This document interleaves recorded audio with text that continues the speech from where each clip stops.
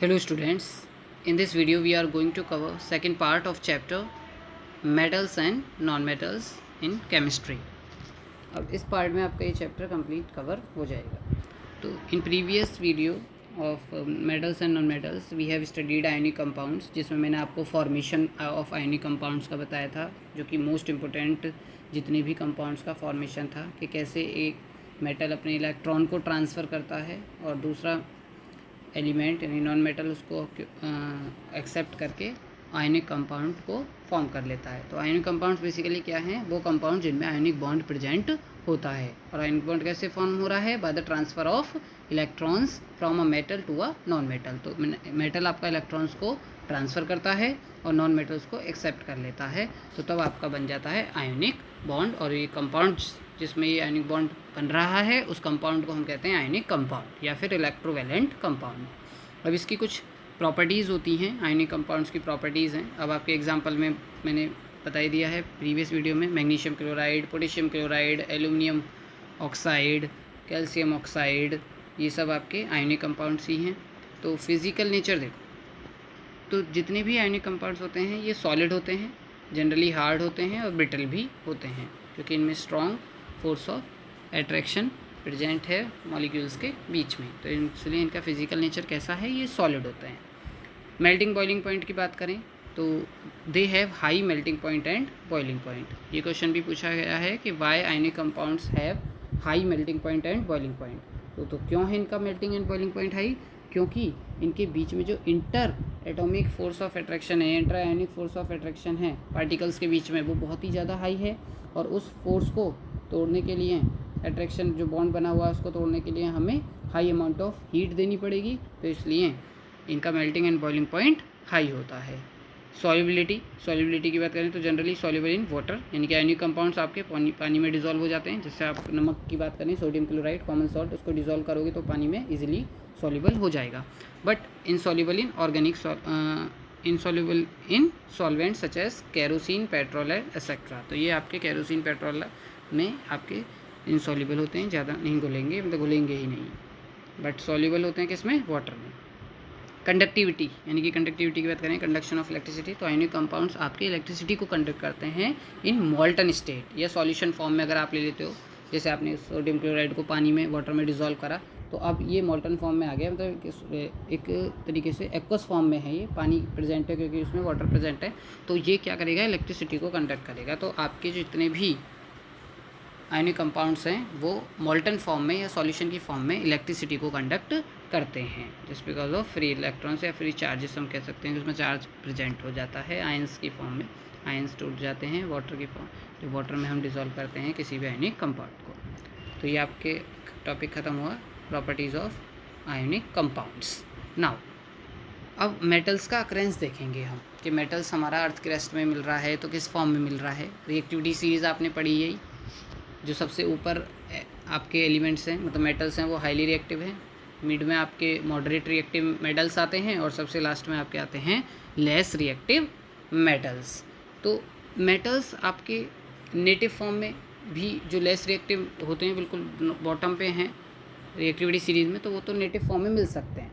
Native form मतलब जो अकेली फॉर्म में एग्जिस्ट कर रहे हैं, किसी के साथ कंपाउंड फॉर्मेशन उन्होंने नहीं कर रखी है, अकेले एग्जिस्ट कर रहे हैं. लेकिन जो हाईली रिएक्टिव हैं या मॉडरेट रिएक्टिव मेटल्स हैं, वो आपके एलिमेंटल फॉर्म में नहीं एग्जिस्ट करते, वो किसी न किसी और दूसरे एलिमेंट के साथ उन्होंने कंपाउंड बना रखा है और उस कंपाउंड में से फिर उसको हम मेटल को अलग सेपरेट करेंगे. तो मिनरल्स क्या होते हैं, पहले हमें यही पढ़ना है. तो द एलिमेंट्स और compounds which occur naturally in the earth crust are called minerals. यानी कि ये सिंगल एलिमेंट भी हो सकता है या कंपाउंड्स की फॉर्म में भी मिल सकता है, जो हमें नेचुरली प्राकृतिक रूप में अर्थ की क्रस्ट में मिल रहे हैं, उन्हें हम कहते हैं मिनरल्स. ठीक. अब ओर्स क्या होते हैं? अब ओर्स भी आपके मिनरल्स ही होते हैं, लेकिन इसमें क्या है कि minerals that contain very high percentage of particular metal. कोई भी मेटल है, उस मेटल का वो ओर है, लेकिन उसमें जो मेटल की परसेंटेज है वो बहुत ही हाई है. तो अब हाई है तो इसलिए उस ओर में से उस मेटल को इजीली, कन्वीनियंटली तरीके से बाहर एक्सट्रैक्ट कर लिया जाएगा, निकाल लिया जाएगा. ठीक है, तो इसे हम कहते हैं ओर्स. तो यानी कि ओर्स आपके मिनरल्स ही होते हैं. तो हम यहाँ पे बोल सकते हैं कि all ores are minerals but all minerals are not ores, यानी कि सारे ओर्स आपके मिनरल्स होते हैं, लेकिन हम सारे मिनरल्स को ओर्स नहीं कह सकते, क्योंकि ओर्स वही मिनरल होगा जिस मिनरल में मेटल की परसेंटेज बहुत हाई होगी और जिसमें से मेटल को इजीली तरीके से कन्वीनियंटली वे में बाहर निकाल लिया जाएगा, एक्सट्रैक्ट कर लिया जाएगा। तो यहाँ पे कुछ आपको ओर्स के नाम याद रखने हैं, मेटल का नेम रखना है और ओर का फॉर्मूला याद रखना है कि आपके किस मेटल का क्या ओर है और उस ओर का क्या फॉर्मूला है। जैसे जिंक, तो जिंक आपको प्योर फॉर्म में एग्जिस्ट नहीं में कर रहा है, अर्थ में एक सिंगल फॉर्म में नहीं मिल रहा है, तो किस फॉर्म में मिल रहा है, जिंक सल्फाइड की फॉर्म में मिल रहा है। तो जिंक सल्फाइड हो गया इसका ओर, और ओर का नेम क्या हो गया, जिंक ब्लेंड है। तो इसका जिंक ब्लेंड आपका ओर का नेम हो गया, जिंक सल्फाइड का नाम हो गया ये ओर का। और जिंक मेटल है जिसमें से मेटल को, जिंक को एक्सट्रैक्ट कर लिया जाएगा। ऐसी आयरन, आयरन का हेमेटाइट भी और होता है, मैग्नीटाइट भी होता है। तो ये हेमेटाइट क्या होता है, Fe2O3, ठीक। तो ये इसका और हो गया आयरन का। कॉपर, कॉपर का आपका और है कॉपर सल्फाइड Cu2S और इसका नेम हो जाएगा कॉपर ग्लैंस। ऐसे ही मरकरी, मरकरी और कॉपर का तो आपको बिल्कुल याद ही रखना है, क्योंकि इन दोनों की हम एक्सट्रैक्शन भी पढ़ेंगे इसी चैप्टर में, यानी कि अपनी सिलेबस में। मरकरी, मरकरी का और क्या है, HgS, मरकरी सल्फाइड, या इसको हम कहेंगे सिन्नाबार, ओके। ऐसे जिंक का एक और आ गया है कैलामाइन, जिसका है फॉर्मूला जिंक कार्बोनेट। ऐसे एल्यूमिनियम का बॉक्साइड भी होता है। तो बहुत ओर्स हैं, लेकिन अभी आप इतने ही प्रिपेयर कर लोगे तो सफिशिएंट है। ये आपको नेम याद रखने हैं, किस मेटल का क्या ओर है और उस ओर का क्या फॉर्मूला है, ठीक। नाउ अब और मैंने आपको बता दिया कि और हमारे क्या हैं, वो मिनरल्स जिनमें से मेटल बहुत ही ईजीली तरीके से इकोनॉमिकली वे में बाहर एक्सट्रैक्ट कर लिया जाएगा। और ये तो बता ही दिया कि इसमें और में उस पर्टिकुलर मेटल की परसेंटेज बहुत ही हाई होती है। तो अब और में से जब एक्सट्रैक्शन करा जाता है मेटल का, एक्सट्रैक्शन मतलब मेटल को बाहर निकालना और में से, तो क्या क्या तरीके हैं, कैसे कैसे हम मेटल का एक्सट्रैक्शन कर सकते हैं।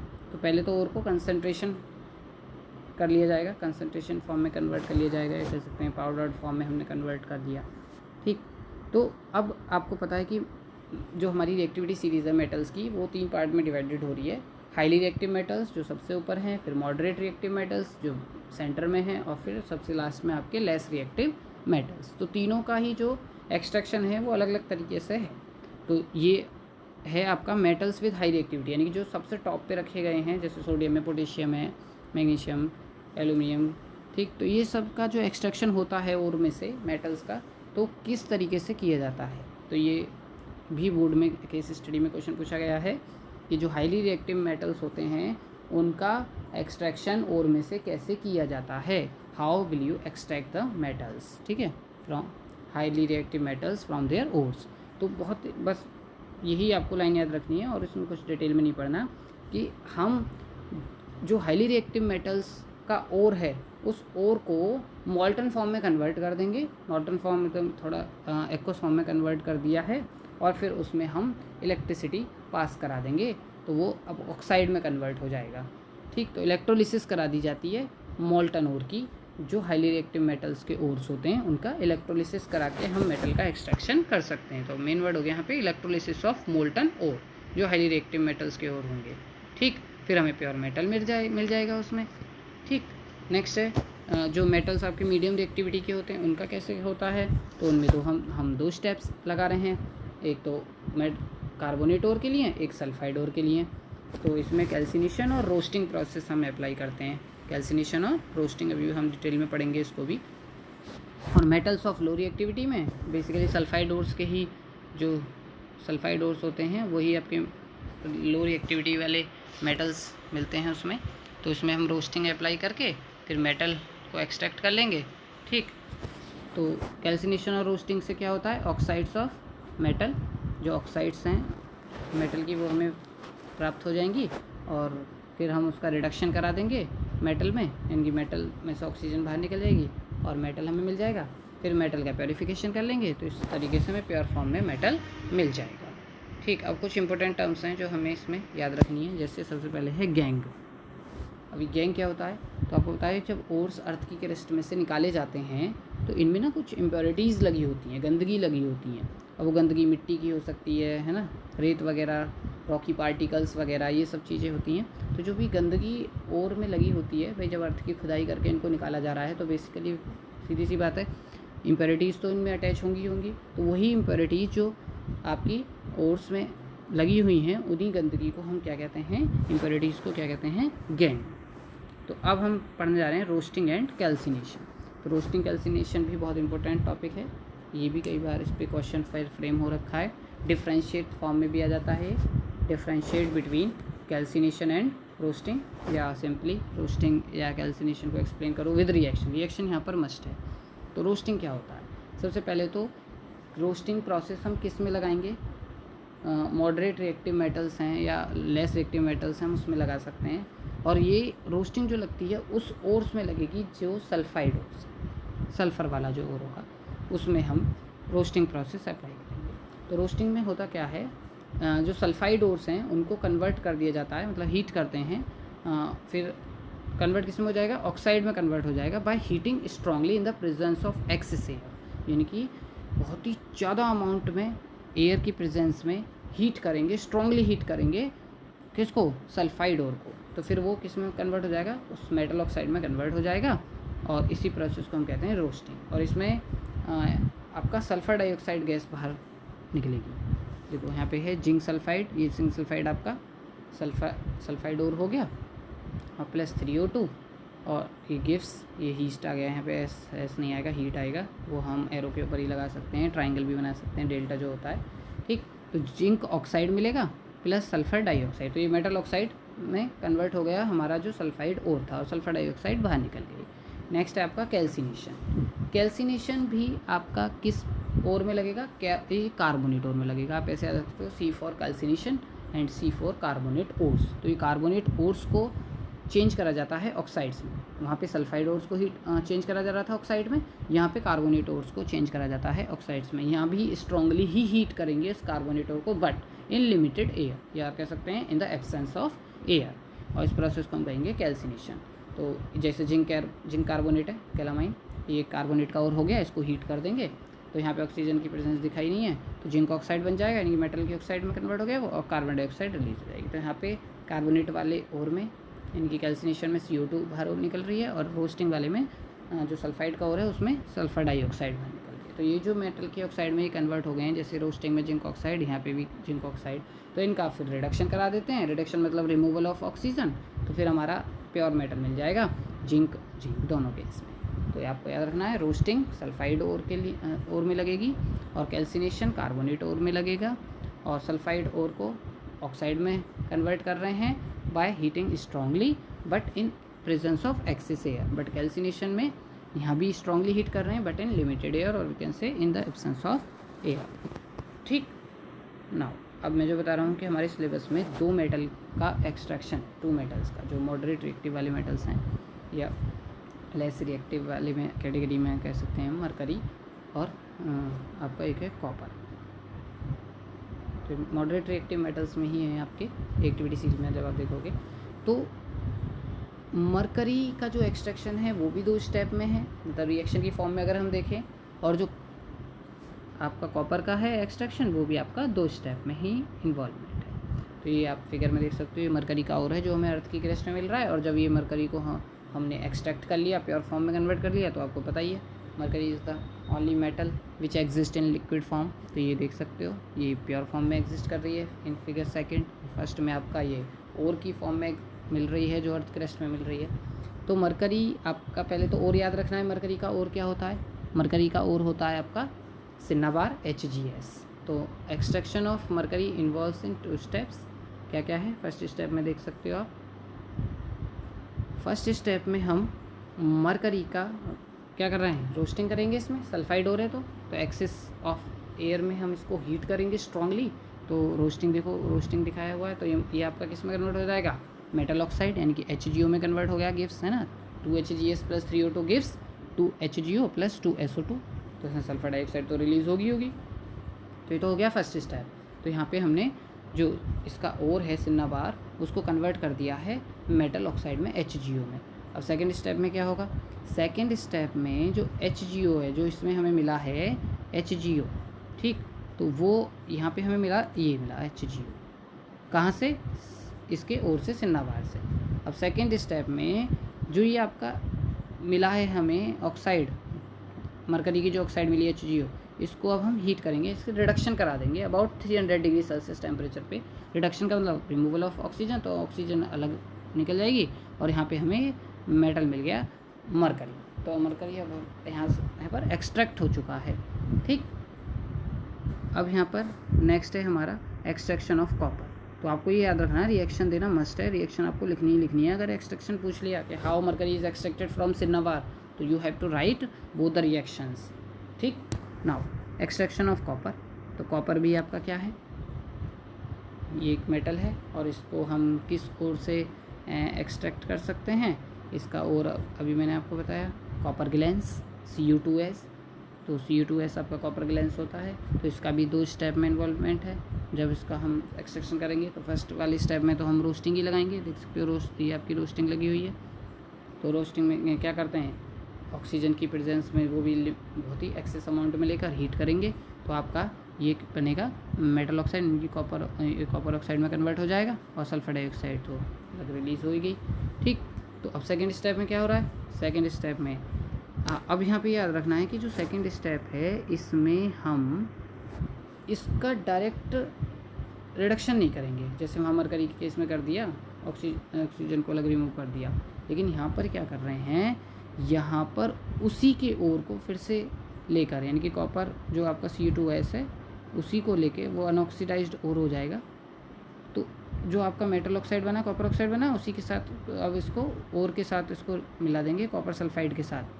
तो ये आपका 6 कॉपर के मेटल प्लस सल्फर डाइऑक्साइड बाहर निकल जाएगी। तो ये आपका यहाँ पे एक्सट्रैक्शन हो गया कॉपर का।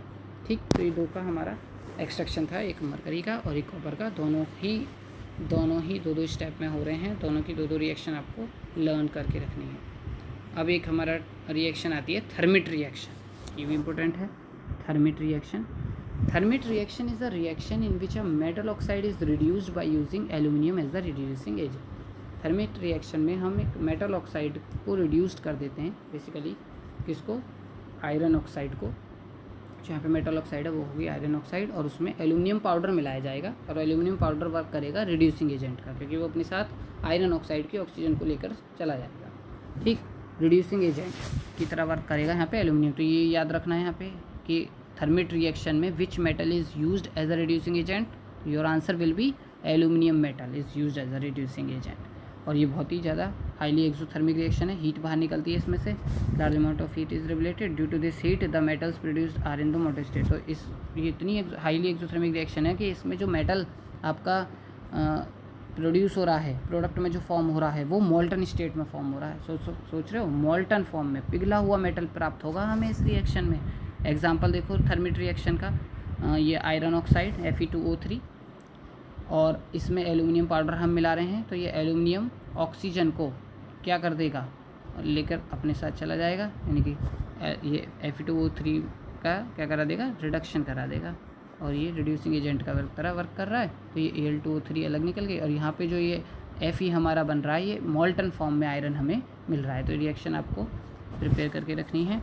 ठीक है, तो ये Fe जो हमें मोल्टन फॉर्म में मिल रहा है प्रोडक्ट में, अब इसका यूज़ होता है किस में, ये जैसे बड़ी बड़ी मशीन के जो पार्ट्स होते हैं वो क्रैक्ड हो जाते हैं तो उनको जॉइन करने में, रेलवे ट्रैक्स जो होते हैं, रेलवे की पटरियाँ, उनको जॉइन करने में, ठीक है, वेल्डिंग के पर्पज़ के लिए। तो ये इसका यूज़ होता है जो हमारा मोल्टन फॉर्म में आयरन मिल रहा है। Iron metal is produced when a mixture of iron oxide and aluminium powder is ignited with a magnesium ribbon. ये अलग टॉपिक थोड़ा अलग लिखा हुआ है, बस आपको ये पहले तो रिएक्शन याद रखनी है। थर्मिट रिएक्शन क्या होती है, ये रिएक्शन हो जाएगी और इसका यूज़ अगर आप देखो तो this is use to weld broken pieces of iron. Iron के टूटे हुए पीसेस को ज्वाइन करने में यूज़ हो जाता है थर्मिट रिएक्शन में जो हमें मोल्टन फॉर्म में आयरन मिल रहा है। ठीक है, अब ये हमने पढ़ लिया है एक्सट्रैक्शन ऑफ मेटल, कि मेटल का एक्सट्रैक्शन कैसे होता है। ठीक, हाईली रिएक्टिव मेटल्स का एक्सट्रैक्शन अलग तरीके से होता है, मॉडरेट रिएक्टिव मेटल्स का अलग, और आपका लेस रिएक्टिव मेटल्स का एक्सट्रैक्शन और उसमें से अलग तरीके से होता है। और हमने इसमें कैल्सिनेशन और रोस्टिंग को इम्पोर्टेंट वे में पढ़ लिया है।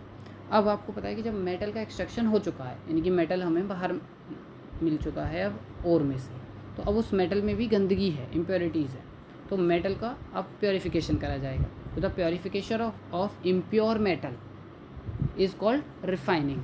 तो उसी को हम कहते हैं रिफाइनिंग। जब आप गंदे मेटल की इम्प्योरिटीज़ को हटा देते हो, उसको साफ़ कर देते हो, वो कहलाएगा रिफाइनिंग। और रिफाइनिंग भी बहुत तरीके से की जाती है, but in our syllabus only one type of refining is there, that is electrolytic refining. As per our 10th syllabus according to NCERT हमारा कौन सा रिफाइनिंग का प्रोसेस इन्वॉल्व है? इलेक्ट्रोलिटिक रिफाइनिंग, यानी कि इलेक्ट्रिसिटी के जरिए मेटल का प्योरीफिकेशन करा जाएगा। और उसमें भी कौन से मेटल की रिफाइनिंग हमें गिवन है सिलेबस में? वो है कॉपर की इलेक्ट्रोलिटिक रिफाइनिंग, कॉपर मेटल की। ठीक, तो ये देख सकते हो आप कॉपर, ये डायग्राम गिवन है इलेक्ट्रोलिटिक रिफाइनिंग का। इसमें एक इलेक्ट्रोलिटिक टैंक लिया गया है ना, टैंक लिया गया है। इसमें जिस मेटल की हमें रिफाइनिंग करनी है, जिस मेटल को प्योरीफाई करना है, उसी मेटल का इलेक्ट्रोलाइट लिया जाएगा, सॉल्ट सॉल्यूशन लिया जाएगा। जैसे अब कॉपर की कर रहे हैं तो कॉपर सल्फेट का सॉल्यूशन लिया जाएगा इसमें, ठीक है, सॉल्ट। और 2 रॉड लगाएंगे हम, एक कैथोड का वर्क करेगी, एक एनोड का। कैथोड रॉड नेगेटिव और एनोड रॉड पॉजिटिव होती है। और बेस इसमें थोड़ा साइज़ एक जैसा दिखाया गया है, बट अगर रियलिटी में देखें तो हम जो कैथोड रॉड है वो थोड़ी थिक होगी, मोटी होगी, और एनोड रॉड आपकी नहीं, कौन सी वाली? एनोड वाली। और इसमें क्या होगा, हम इसमें जो इम्प्योर मेटल है, इम्प्योर मेटल आपका एनोड पे होगा तो एनोड वाली थिक होगी, ठीक है, एनोड वाली थिक होगी, वो वाली आपकी कैथोड वाली थिन हो जाएगी। तो इसमें हम क्या करते हैं, जो एनोड है, यानी कि जो इम्प्योर मेटल की रॉड है, वो तो एनोड का वर्क करेगी, इम्प्योर मेटल की रॉड, ठीक है, ठीक है। और कैथोड वाली वर्क करेगी किसका?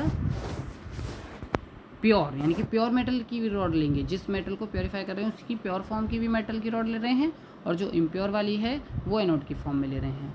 अब बैटरी कनेक्ट कर दी है, और इसमें हम इलेक्ट्रोलाइट, मैंने आपको बता दिया, एक सॉल्यूशन है जो कॉपर सल्फेट का है, इसमें करंट पास कराएंगे। तो करंट पास क्या होगा, जो एनोड है, एनोड पे से, यानी कि जो आपका इम्प्योर मेटल की रॉड है, अब इसमें से करंट पास होने के बाद इम्प्योर मेटल्स आपके सॉल्यूशन में जाना स्टार्ट कर देंगे, यानी कि जो कॉपर सल्फेट का सॉल्यूशन है इसमें जाना स्टार्ट कर देंगे, और वहाँ से प्योरीफाई होके अभी किस पे जाके डिपॉजिट होने स्टार्ट हो जाएंगे? कैथोड रॉड पे, यानी कि जो ऑलरेडी प्योर मेटल की थी उस पे जाके डिपॉजिट। और ये मिस्टेक हो गई थी, मैंने पहले बोल दिया, ये आपकी पतली होगी, थिन होगी कैथोड वाली, एनोड वाली आपकी थिक होगी।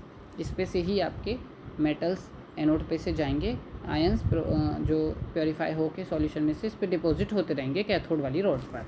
फिर क्या होगा, अब गंदगी जो होगी, जो इस कॉपर मेटल में से गंदगी निकल रही है, जो अब गंदगी भी 2 तरह की होगी इम्प्योरिटीज़, एक तो सॉल्युबल वाली और एक इनसॉल्युबल वाली। तो सॉल्युबल वाली तो इस इलेक्ट्रोलाइट में ही डिजोल्व हो जाएगी, सॉल्यूशन में डिजोल्व होती रहेगी, और जो ना डिजोल्व होने वाली होगी, इनसॉल्युबल होगी, वो नीचे इकट्ठा होती रहेगी। देख सकते हो ना, वो नीचे दिख रही है इम्प्योरिटीज़, एनोड मड, तो इसको कहेंगे एनोड मड।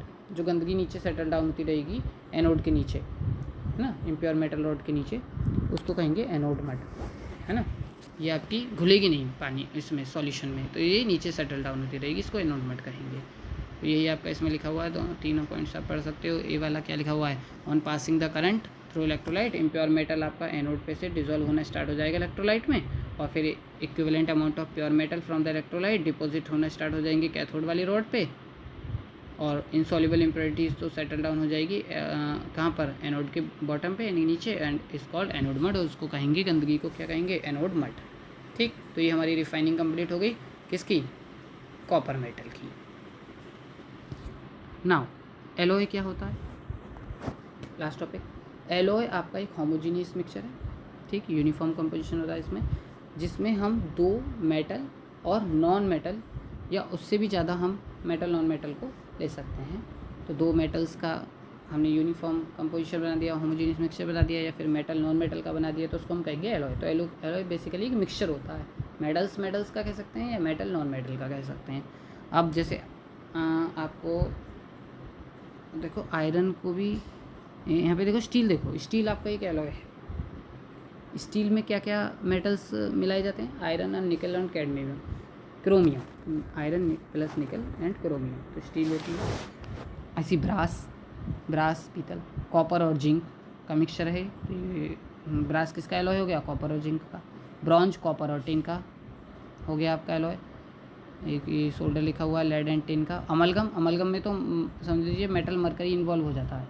मिक्सचर इसमें मिक्सचर जो होगा, जो भी इसके साथ मिला रहे हैं, मतलब मरकरी तो इसमें फिक्स्ड है, और बाकी जो भी आप मेटल नॉन मेटल मिला रहे हो वो अमलगम भी ही कहलाएगा। ठीक, तो iron mixed with small amounts of carbon becomes hard and strong. Iron में भी कार्बन ये स्मॉल अमाउंट मिला के उसको और हार्ड स्ट्रॉन्ग बना दिया जाता है। तो इसमें आप एलॉय में याद रखना है स्टील का, ब्रास का, ब्रॉन्ज का। ठीक ना, अब ये चैप्टर भी आपका कंप्लीट। अब इसके जो भी इंपॉर्टेंट या PYQs होंगे वो हम किसी एक वीडियो में कवर कर लेंगे। ठीक है।